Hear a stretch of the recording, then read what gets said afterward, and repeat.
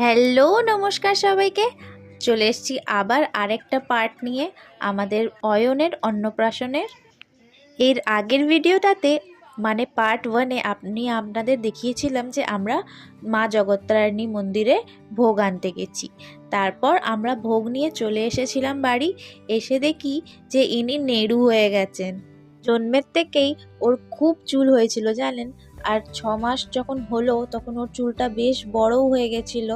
একটু খারাপ লাগছে নেড়ু হয়ে গেছিল বলে, কিন্তু এই গরমে ও কিন্তু খুব কষ্টও পেত।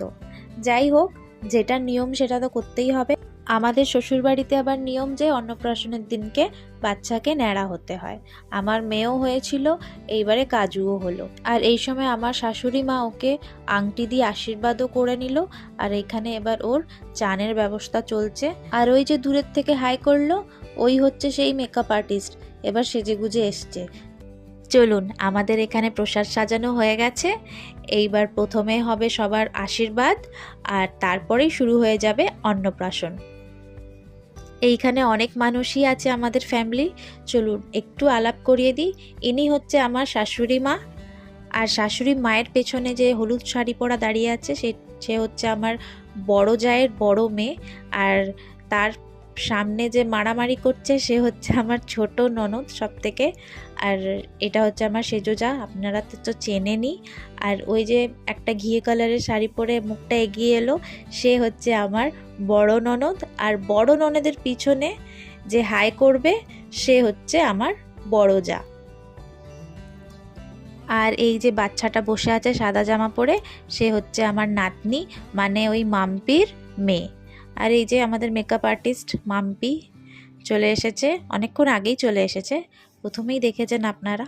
আর এইখানে শুরু হচ্ছে একটু ফটো সেশন। ফটো সেশনটা হয়ে এবার আশীর্বাদ পর্ব শুরু হবে।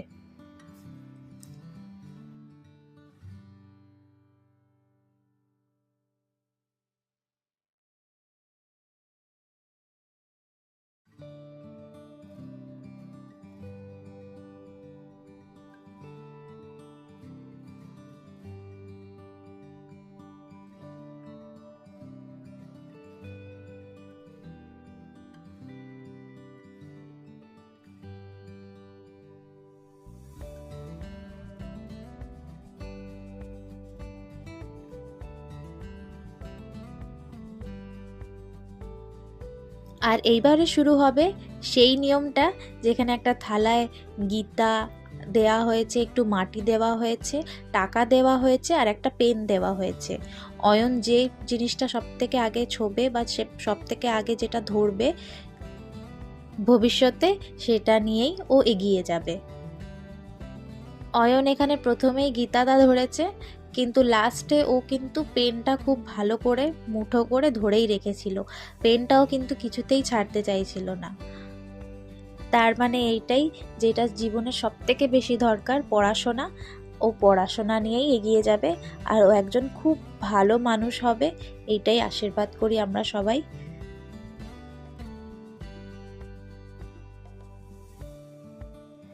আর এই যে বললাম না, ও পেনটা খুব শক্ত করে ধরে রেখেছিল, খুব সহজে ওকে ছাড়ানো যাচ্ছিল না পেনটা। এইখানে আমার শাশুড়ি মা, যে আমাদের সবার থেকে বড়, সে আশীর্বাদ করছে। আর এরপরে লাইন করে সবাই আশীর্বাদ করবে।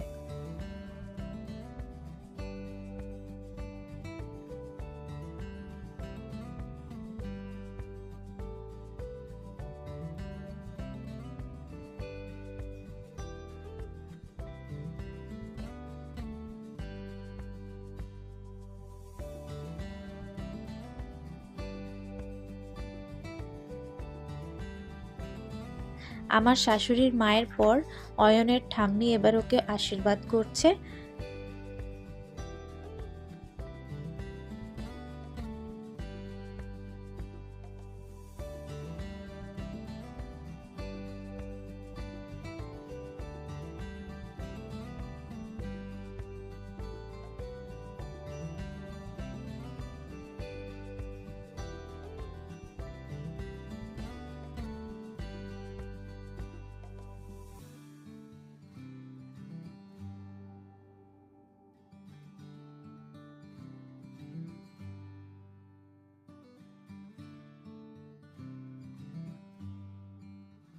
চলুন এইবার পালা আমার আশীর্বাদ করার। আমার আশীর্বাদ এইটাই রইল যে ও খুব ভালো মানুষ হোক, পড়াশোনায় খুব ভালো হোক আর সব সময় সুস্থ থাকুক। চলুন আপনাদের সাথে আর কিছু মানুষকে আলাপ করিয়ে দিই। ইনি হচ্ছেন আমার সেজো জায়ের বাবা, অয়নের বড় দাদু। আর এইখানে চলে এসছে অয়নের ছোট দাদু। এবার ছোট দাদুও আশীর্বাদ করবে ওকে, একদম ঠিক টাইমে এসছে।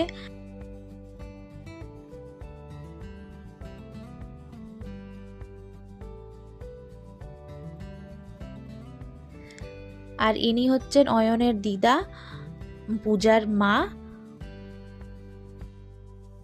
আর ইনি হচ্ছেন পূজার বাবা, অয়নের দাদু।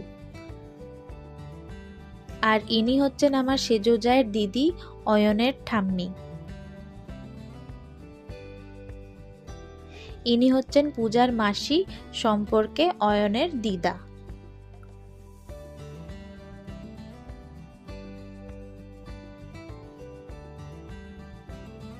আর এইখানে অয়নের মা বাবা আশীর্বাদ করছে।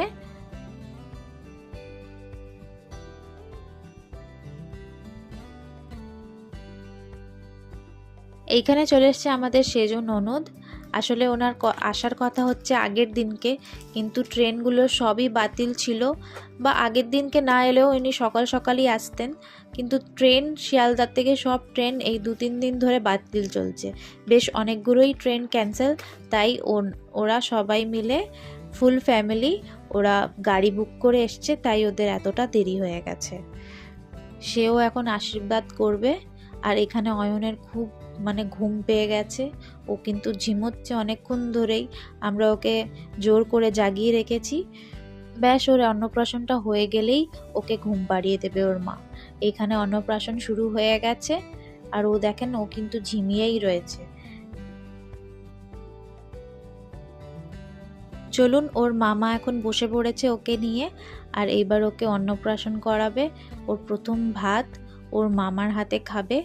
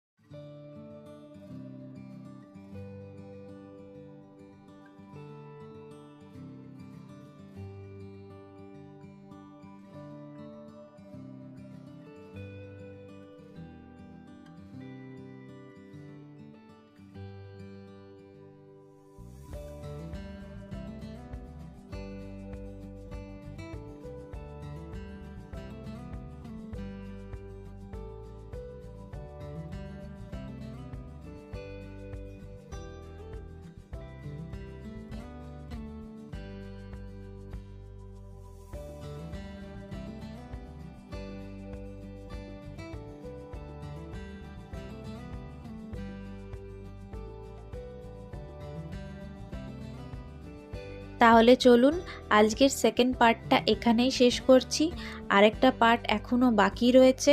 ওই যে বললাম বেশি বড় ভিডিওটা হয়ে গেলে আপলোড হবে না।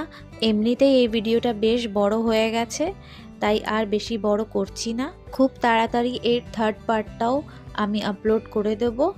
শুধু পাশে থাকতে হবে, সাথে থাকতে হবে। দেখা হচ্ছে আবার অবশ্যই পরের ব্লগে। টাটা।